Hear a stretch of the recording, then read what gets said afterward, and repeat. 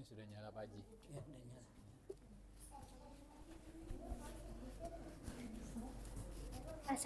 Assalamualaikum warahmatullahi wabarakatuh.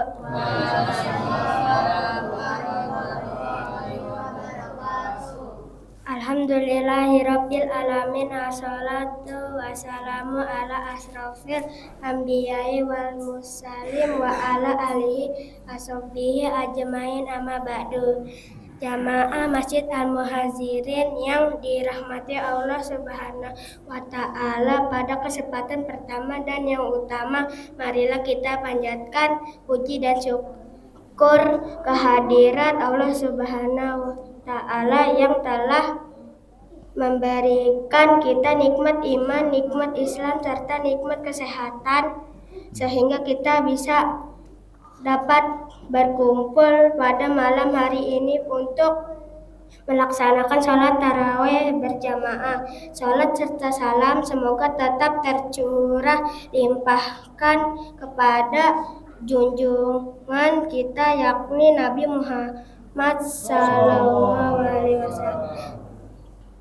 berserta para keluarganya, sahabat, para nabiin dan nabiyatnya, serta kepada kita selaku umatnya hingga akhir zaman, amin. Untuk memberikan berkahan pada malam hari ini, marilah kita buka dengan bacaan basmalah bersama-sama.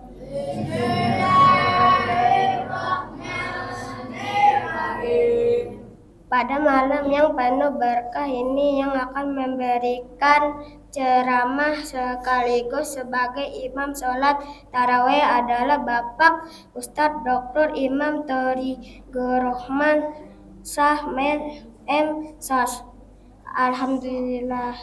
Alhamdulillah beliau sudah berada di tengah-tengah kita. Untuk itu kami persilakan kepada beliau untuk memberikan ceramah sekaligus menjadi imam sholat tarawih. Demikian disampaikan. Terima kasih atas perhatian dan mohon maaf apabila ada kesalahan. Wassalamualaikum warahmatullahi wabarakatuh.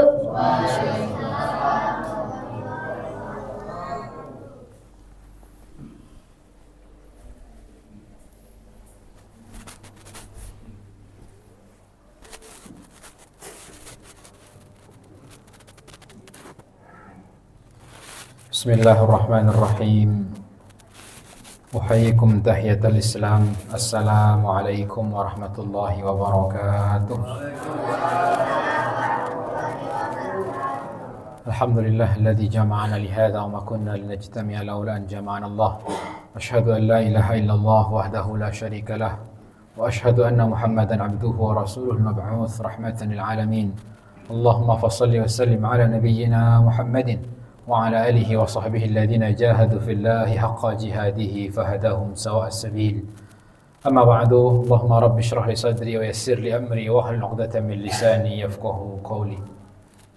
Hadirin jamaah salat tarawih rahimakumullah. Pertama, mari kita bersyukur kepada Allah Subhanahu wa taala. Alhamdulillah rabbil alamin. Kesyukurannya itu syukran azimah, kesyukuran yang besar. Sebelum bulan Ramadan datang, kita berdoa, Bapak Ibu yang dirahmati Allah. Apa doanya? Allahumma barik lana fi Rajab wa Sya'ban wa ballighna Ramadan.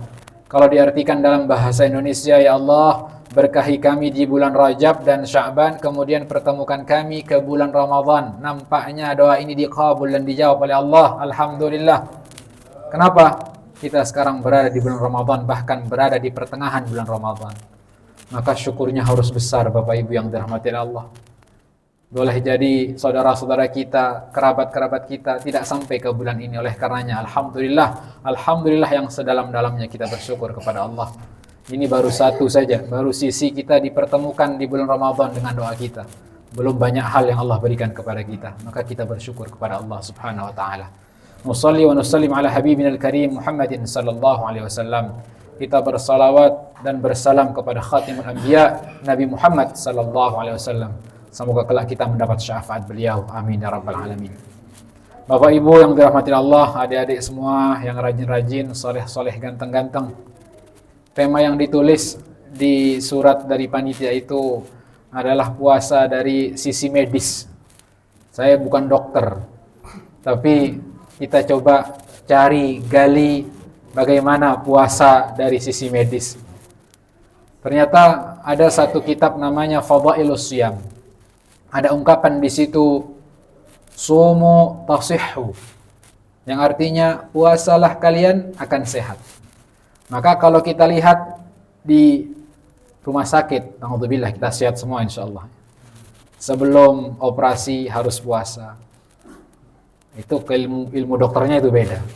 Tapi saya ambil dari sudut pandang keislaman. Dari syarah atau penjelasan sumu tasihhu.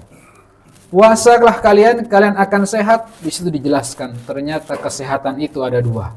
Pertama, sihah jasadiyah, thumma sihah ruhiyah wa nafsiyah. Jadi pertama sehat jasadi, jasmani. Kedua, sehat ruhiyah atau nafsiyah. Yang enggak kelihatan dalam diri kita itu sehat. Kalau bahasa Indonesianya sehat wal afiat. Sehat secara jasmani, afiat itu hatinya, pikirannya, jiwanya sehat. Nah, dijelaskan lagi sehat jasmani, jasadi itu seperti apa ketika puasa khususnya di bulan Ramadan. Ternyata dalam ungkapan tersebut ditulis bahwa ketika kita mengikuti sunnah-sunnah dalam puasa, maka kita coba perhatikan, kalau sebelum puasa biasanya sahur. Nah, sahur ini bukan sekedar sahur. Sunnahnya diakhirkan. Takhirus sahur. Kemudian sunnahnya lagi sahurnya kurma. Kalau ada. Kalau nggak ada, makanan pokok kita nasi. Itu sunnah, Pak.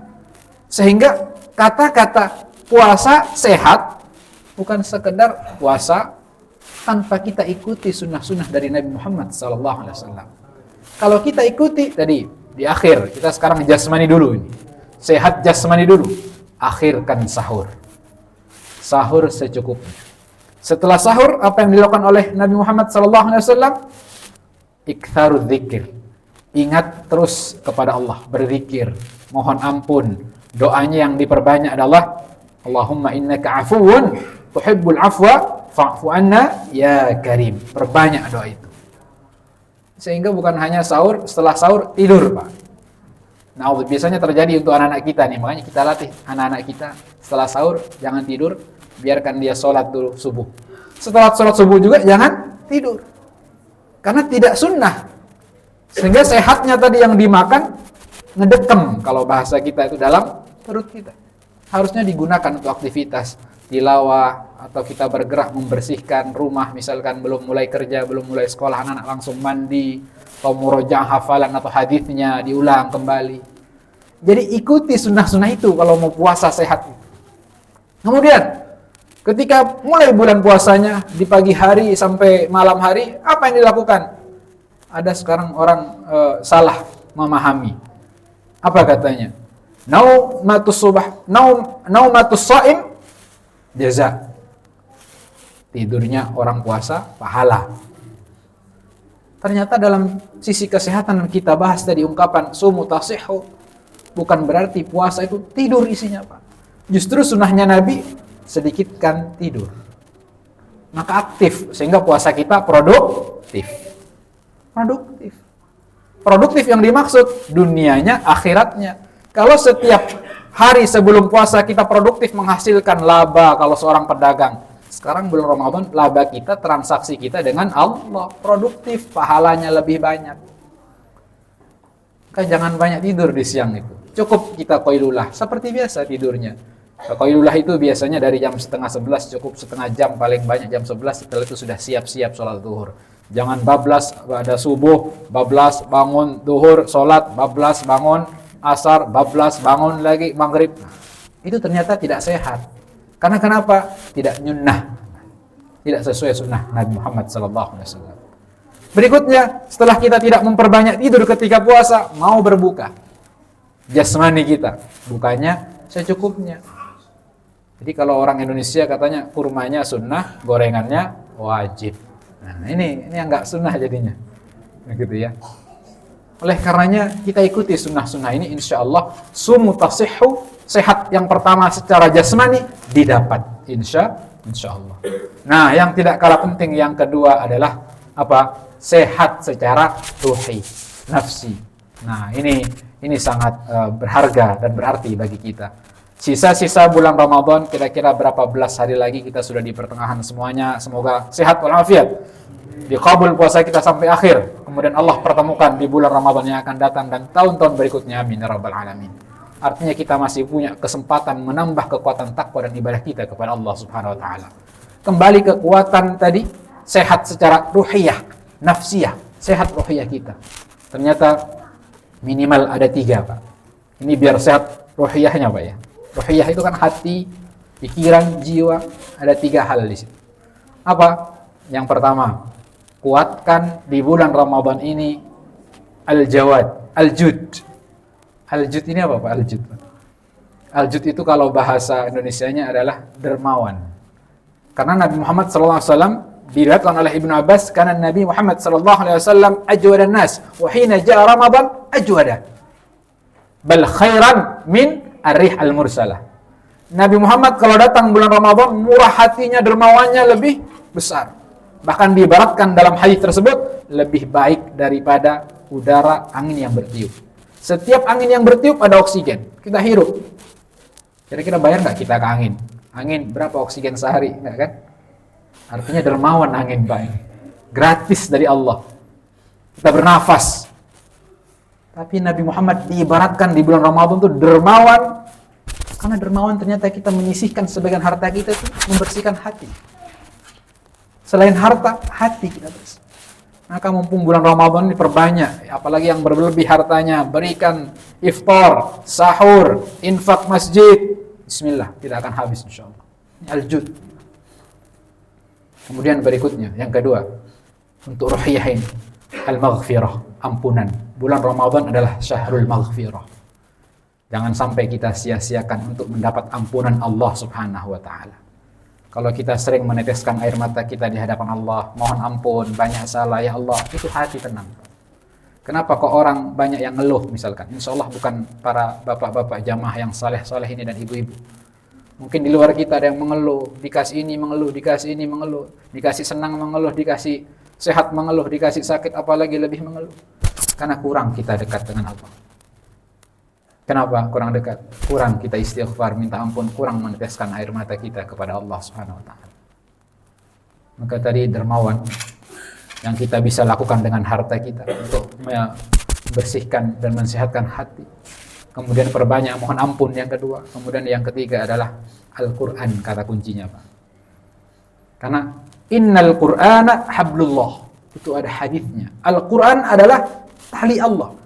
Jadi siapa yang akan berkomunikasi dengan Allah, baca Al-Quran.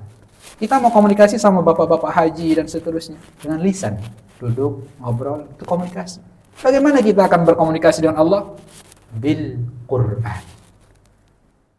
Jadi Al-Quran itu hablullah. Kemudian innal Quran ma'dubatun, ma'dubatullah. Ma'dubah itu hidangan, Pak. Al-Quran, kata Nabi Muhammad SAW, hidangan Allah. Ibarat kalau kita datang ke warung sederhana, dihidangkan itu banyak makanan, kita pilih. Al-Quran itu adalah hidangan dari Allah langsung. Di dalamnya ada syifa, penyembuh. Rahmat, ada rahmat. Hidangan. Semakin banyak kita menyantap hidangan itu, maka semakin hati ini tenang, jiwa ini tenang, sehat. Maka perkuat komunikasi kita dengan Allah. Terus kita perbanyak menyantap hidangan Allah. Apa itu? Al-Quran. Baca Al-Quran. Perbanyak. Khatamkan Al-Quran.